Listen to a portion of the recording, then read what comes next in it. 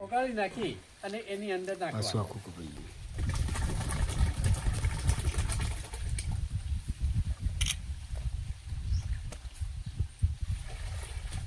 ત્યાર પછી 1 કિલો ગોળ એને પણ ઓગાળી નાખી અને એની અંદર ઉમેરવાનો.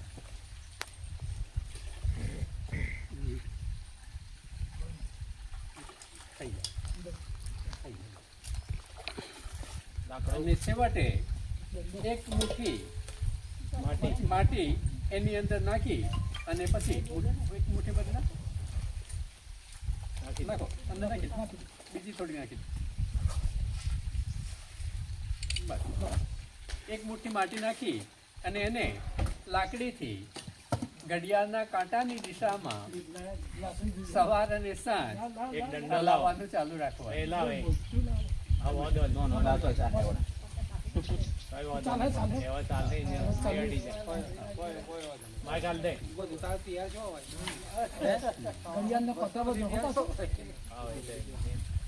ઘડિયાળના કાંટાની દિશામાં એને હલાવવું.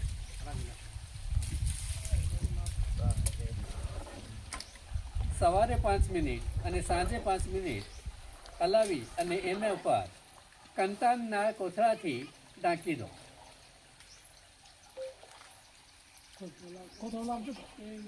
આ રીતે જે જીવામૃત બનાવશો એ ઉનાળાની અંદર 3 થી 4 દિવસે તૈયાર થઈ જશે અને શિયાળામાં 5 થી 6 દિવસમાં તમારું ખાતર તૈયાર થઈ જશે. અને ત્યાર પછી એનો ઉપયોગ ખેતીની અંદર ટપક મારફતે પણ કરી શકો, છંટકાવ મારફતે પણ કરી શકાય. અને એનો ઉપયોગ ઘન જીવામૃત બનાવવું હોય તો પણ આપણે એની અંદર એનો ઉપયોગ કરી શકીએ.